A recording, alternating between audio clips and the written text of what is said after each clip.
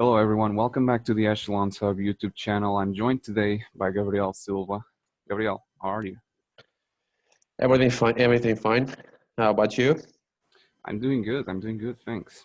So today the teams that are going to be discussed, as previously mentioned, are Cofidis and EF. First team, Cofidis. They are pretty much the same team as last season. They have, however, put quite a lot of transfers. They have 9 riders coming in, none of them of massive quality, but good depth coming in. Also some good talents.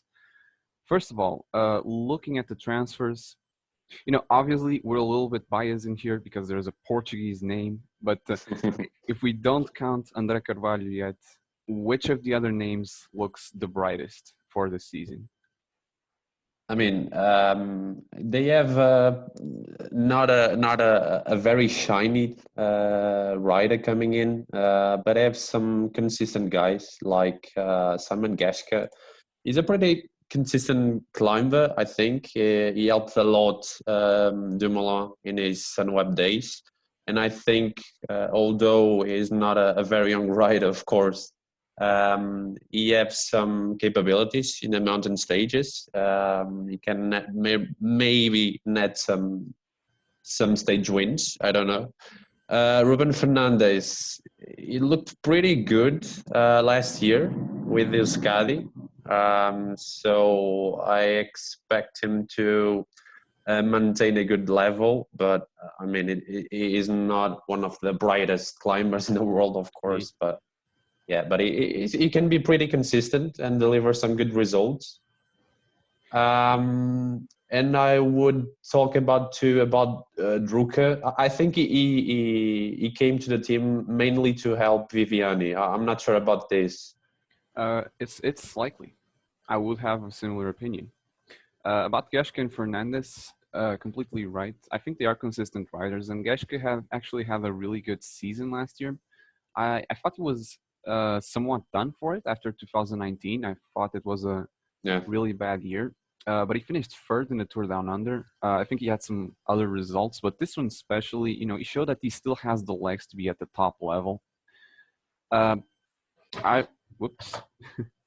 I would mention a name that you haven't, which is Simon Sajnock, which came from CCC. Yeah, right. Now, with the presence of Viviani in the team, obviously, he won't get much attention because Viviani is, in theory, the best sprinter. Sajnock is one of those, I would say, underrated sprinters, actually, in my opinion. I think that he was very good in the 2019 Vuelta, and in this year, he's got some solid results. He's still young. Yeah. Yes. Only 23. Exactly. Still 23. And that's why I believe that, Cofidis is not a really good rider here, actually, because they already have a good structure. And as you said, they already brought some riders that are really good for leadouts and for sprints, like Drucker. I could consider Tom Bawley or Jelle Valles the same. Mm-hmm. Drucker and Valles could also focus on the classics. The team's main focus, though, I mean, there's obviously two. It's a split team, one into Viviani, basically, the other into Guillaume Martin. My first question would be, where can Martin evolve this year? What can he improve? I mean, in last year, he clearly tried a good result on the Tour de France GC. I think he was 11th in the final. Yes, I think so too. He showed some pretty good consistency along the race, but I'm not sure about him. I mean, I don't know if it's best for him to fight for mountain stages or to go for the GC. I don't know. I mean, he was pretty good in the Tour de France. He was also good in the Vuelta. I don't know. If I was him, I would try maybe to target the Tour de France for some stage wins and maybe the Vuelta for the GC. I think he has more chances there than the Tour de France. That is a good point. In the coming year, I would believe him to focus on the Tour again. It's Cofidis' main goal, obviously, of the season. but there are so many time trial kilometers that I don't see right. him improve. He rode really well this season. I think that he was very. I think a little bit of the opposite actually of what you said. I think he had a very consistent season, and then at the tour he derailed a bit.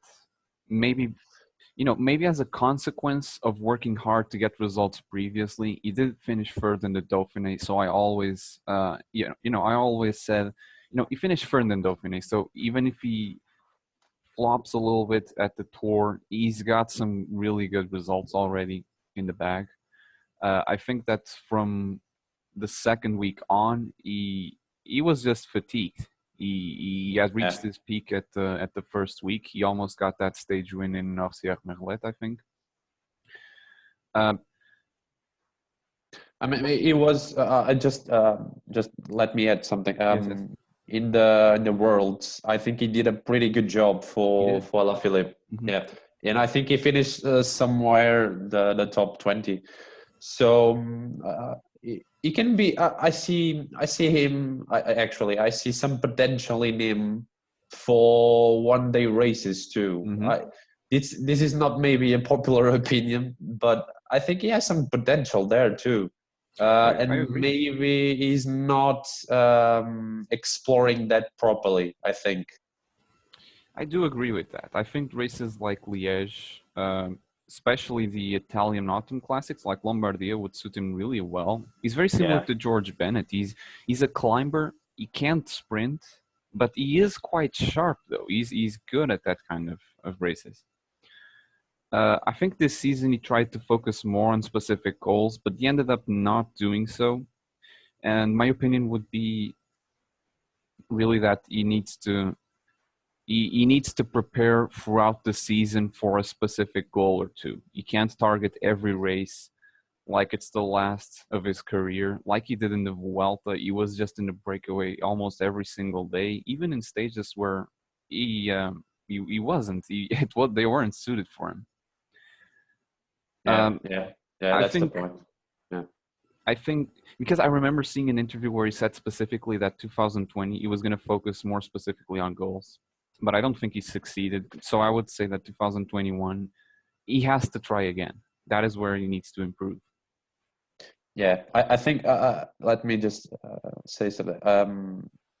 I think that probably Cofidis relied too much on him, and they try to put him almost everywhere in the most important races, and that's because, and that's probably because you when you look at the roster, you don't see that many good climbers. I mean, you have Jesus Herrada, you have, I don't know, Barcelo. He's a pretty good climber, but not there yet. But you don't have that many guys that can really fight for mountain stages in the great tours, and that's probably that's the point. I think maybe the team is trying to force him too much to get that win, and he doesn't get the focus that you are talking about. Yeah, I believe that's quite true. I believe that is quite true. They have a solid team for a pro continental roster. I think that's the best way to describe it. Yeah. That's the point. Yeah. They jumped World Tour. They got 2 star riders. The rest of the team is pro continental level. So, yeah, I mean, as we will approach Intermarché Wanty Gobert, if I'm not mistaken, that's their new name. I think so. Yeah. I've looked at the roster, and it's a completely pro continental level team. But they have the license, so they are going to be always there in the World Tour races. But I'm not getting my expectations up in any way because, I know that it's more of a, they got the contract. They didn't come up to World Tour because they got big stars.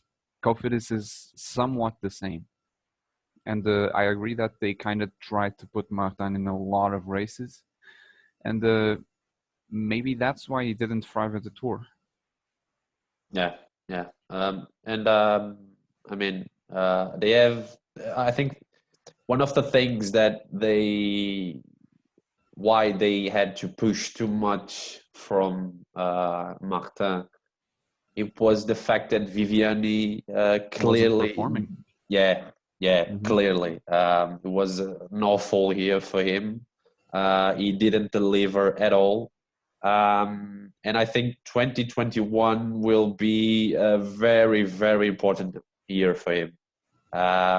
He have to deliver results this year. They brought Drucker in to help him. So there are really no more excuses for underperforming, I think, this year. And they have a pretty good train for him. I mean, Sabatini, Drucker, his brother Viviani, Consonni and Consonni. Laporte Yeah, were there for him at the tour. yeah. Pretty strong. It And is very decent. he clearly has to deliver some results this year. I don't know. After this year, he'll have to reevaluate his future. I don't know. That takes me exactly to my next question. Can he get back to his winning ways next season? That's almost making futurology. I don't know. As I said, he didn't show his real strengths in 2020.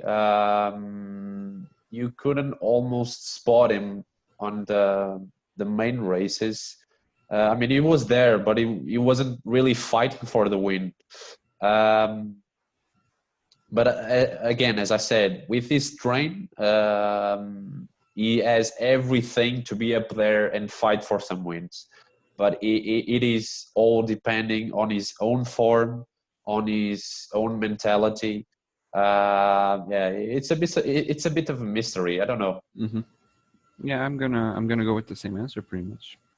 I think that he can get at least a win or two, but his start at the team really wasn't what he expected. It really wasn't what I expected. I expected him to have less wins, but the zero was a little bit of a surprise. Yeah. So I think it's a bit the syndrome of getting out of quick step that affected him too much. It does affect some others. Yeah, and he's a perfect example of that. So my final question about Cofidis will be, André Carvalho from Cofidis is a rider that is local to Gabriel. So having this Portuguese rider coming completely out of the blue into the world tour, pretty much, I was never expecting this transfer, in my opinion. Yeah. What can we expect from him this year?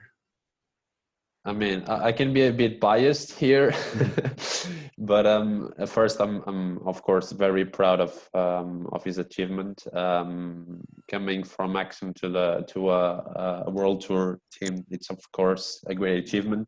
I think he's a pretty good rider. I mean, he can deliver results. I think actually he has that profile of rider that can deliver pretty good results in one-day races. Not the hilly ones, but I would say more the northern classics. And he can sprint pretty well too. I mean, he's a pretty complete rider when you talk about northern classics and one-day classics. Yeah. And of course, he's coming from Exxon, so that only tells you a lot. I mean, it's a really good school. Absolutely. And I think he has some chances, right? Because Cofidis is not a team with that star, so he can have his chances. I wouldn't say right in his first year, but if he stays in the second year, maybe he can have his own chances. Yeah, gonna completely agree with that. I think that we're gonna see him. I don't expect results from him, of course, but I expect to see him doing a full Cobalt Classics campaign for sure. If he doesn't have any injuries or mishaps getting in the way, I would absolutely expect him to be there, because the team doesn't have a big focus, and he is indeed a good rider for the classics. And I would say that for the hilly ones as well. He has a 5th place in the under 23 Liège. and I haven't kept up with him perfectly. But the idea that I have of him is that he can also have those short climbs pretty well. Besides also sprinting decently. Yeah, yeah. Just let me be honest. I don't perfectly know Of course, of course. his capabilities. Yeah, Yes, we're that still find out. result. Yeah, that result in Liège. That's that signs a lot of potential, I think. And I would love to see him right in his first year in the Paris-Roubaix on the or in the That was Honda. on my mind. Yes. Yeah, that would be amazing. All right, that is it for Cofidis. We're gonna go on to the next team now, which is EF. EF Education Nippo. So obviously through the name, you understand that there were some weird transfers in this team. Yeah. 4 riders coming in from Nippo Delco Provence. You know, Nippo Delco Nippo Delco almost resembled Axion this season. Flying some of the riders just flying off the team. A lot of discontentment also on that team, but that is a whole different subject. Uh, They have brought in 8 riders. Michael Valgren is the only one that I would consider a really important rider, one that will have a big role in the team this year. mhm. Somehow, though, he seems to be. It seems like this is a perfect team for him. I don't know why, but this is just a feeling that I get.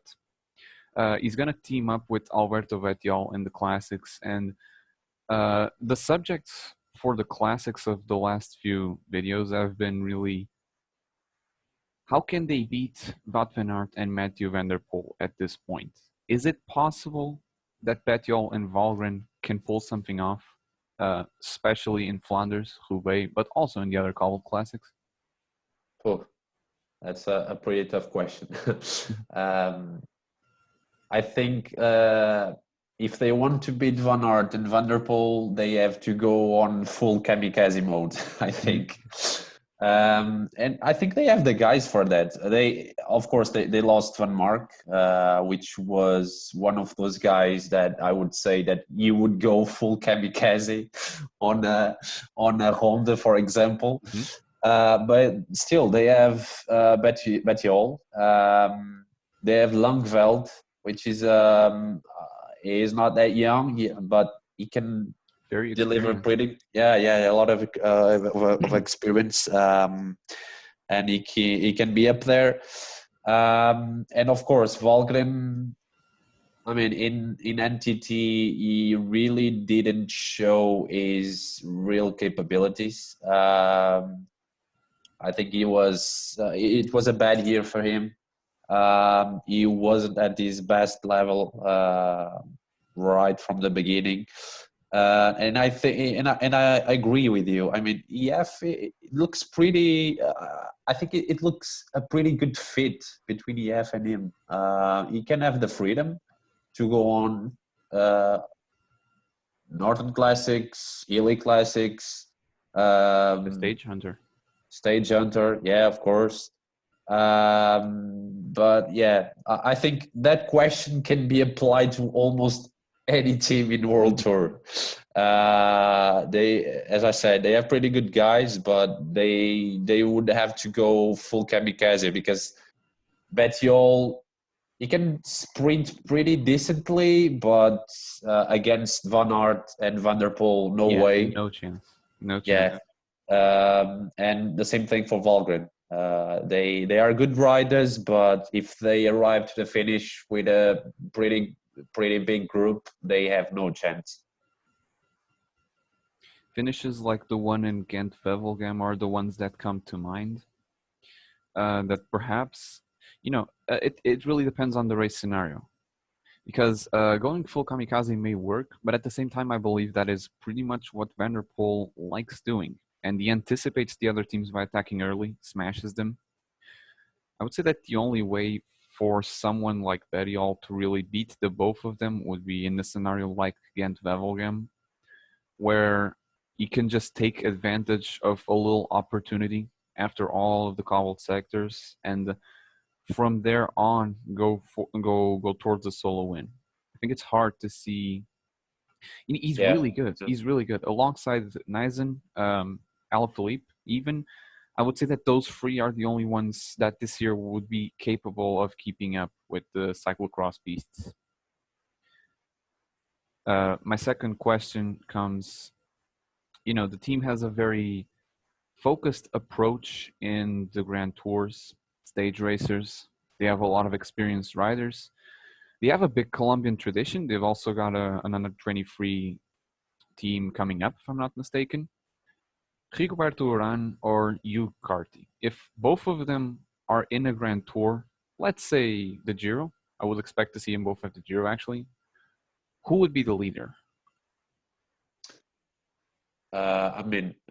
Carthy, he showed pretty good strength in the last Vuelta. I wasn't expecting him to be so good. I knew that he was capable. I knew that he has potential, that he had potential, but I wasn't expecting him to deliver in that Vuelta.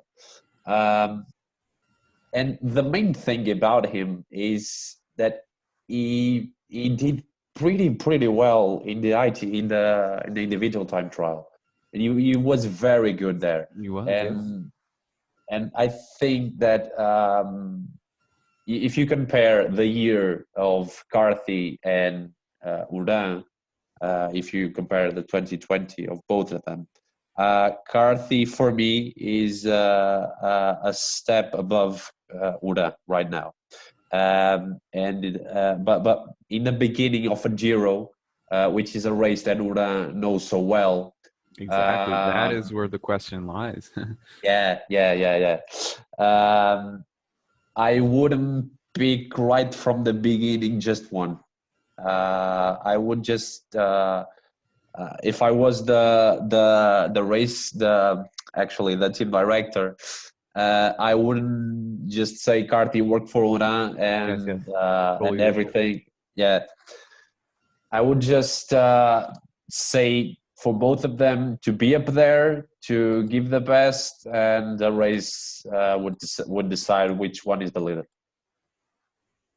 I was my focus in this question was really to push out a hard answer. If you had to choose just one, and if I have to do that, I would probably pick Carty, yes, above Urán at this point, because Carty, as you said, we were kind of expecting something like this from him.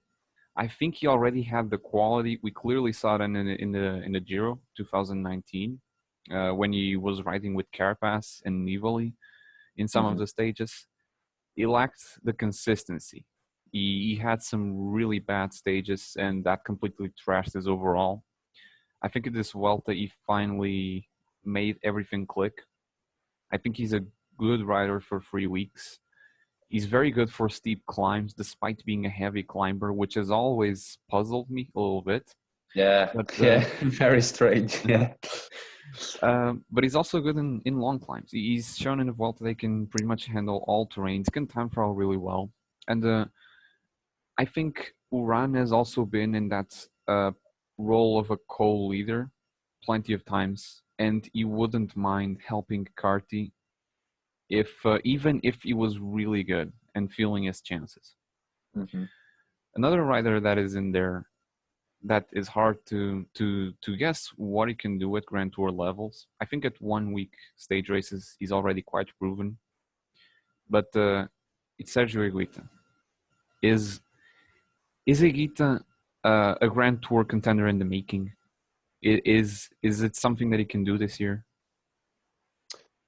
I mean, as you said, he's already showed that he can clearly deliver in 1 week race. But in a Grand Tour level, I mean, he can be good, but that would mean that he had to target a Grand Tour without many time trial kilometers, because that's where his weakness lies. but I think it lacks a bit of consistency. Like you said about Carthy, Carthy already showed some potential, but he didn't was capable of maintaining a consistent level along 3 weeks. I think that the main challenge for Higuita is the same. And also the experience. He can be. He is very explosive rider. He sprints really well, and he sometimes attacks not in the best moment. So he lacks a bit of experience there, but that's something that along the years will naturally come. But yeah, I think he can be a pretty good rider for 3 weeks, but he has to work time trial. He has to gather some experience. Yeah, he has to learn a lot with Turan, which is a great example for him. As was Martinez, who unfortunately left the team. Yeah. I'm going to completely agree with you there. I think that he's really good, raw talent, but he's still, it's a weird call because as we've seen in Paris-Nice in the echelons, he did so good. But then it seems like in some crucial moments, I'm going to refer Paris-Nice again. He survived the echelons. He did good in the time trial. And then where he was expected to attack in the mountain stage, he couldn't. He was not stronger than riders like Skakman or Benoot. So it's puzzling. It's puzzling to think of him. For that reason, I'm not going to say that he's going to target, or at least he's not going to succeed in the Grand Tour this year. He has an epic stage win in the Vuelta a couple years back. But I think that for now, it's early for him. He's not developing his race skills that quickly, like some of the other riders of his age. Don't need to name names, obviously, because now they're winning Grand Tours. I wouldn't put him at there yet. I would say he's going to target more of the classics and then just stage hunt pretty much in the Grand Tours where he's going, and maybe target some 1 week stage races. That is where I see him at the moment. Yeah, I think he's one of those riders that I very naturally see him grabbing like 2-3 stages in a Vuelta a España. Clearly, he has everything to do that. And I didn't remember that Paris-Nice, but he did pretty well in those echelons, which was pretty surprising. But yeah, he's not there yet, I think, and is the lack of experience that I talked about earlier. What I remember clearly one Tour of California, I think, race finish. Yes. When you stage in the final corner. Yes, exactly that. He lost against Pogacar. That is the perfectly example. Yeah. Couldn't put it any better. That is the perfect example. Yeah. All right. So usually I finish with a very simple question. Who's going to be the surprise of the team in this season? But I'm going to make it a little harder. Who's going to be the disappointment of the team in this season? Who isn't going to perform as expected? There are quite some names in here actually that can fulfill those shoes. If you ignore TJ Van Garderen, of course. I ignored him right from the beginning. Man, that's a tough question. I don't know. I'm looking at the roster right now, and it's pretty difficult to say. I would say Urdan, but I mean, it's not that difficult to imagine that Urdan, with his age, didn't perform as earlier years. But that wouldn't be a disappointment, I would say. That would be natural. I don't know. Maybe Betio. Ooh, that's a big call. Because I actually expect the opposite from him. I don't know, man. I'm very confused about Beto. To be honest, I'm very confused about him because I think that yeah, he's really good. He can be up there with Van Aert and Van der Poel and whatever. But sometimes I think maybe that Ronde was one-time show. I don't know. It's very confusing for me to judge him. But I mean, if I was betting, and a very risk bet would be Beto. All right. It's funny because I would actually, I think his Flanders win was absolutely incredible. He did it actually by his own power. But that is before, the 2020 period with these two guys really busting it up. Yeah. Now, it's not an easy question to answer. But I am going with Will Barta. Now, why am I going with Will Barta is because I have seen a lot of, he finished second in that Vuelta time trial. And ever since then, I've been seeing, him being touted as one of the top time trialists already arising. I think that there are too many expectations on him already. I think he had a result that was, not a flop. He's obviously a quality rider. But it was a little bit. It wasn't as strong of a result as many really pointed out. He finished in front of Oliveira, Carty, Armirail. It's not an elite bunch. I think that he's been touted as one of the biggest up and coming time trialists, but I don't see him getting to the results to the level that he did in the Vuelta, actually. Yeah, I mean, I think he's being overrated a little bit. He's a quality rider, of course, but a little overrated. I personally don't expect too much of him.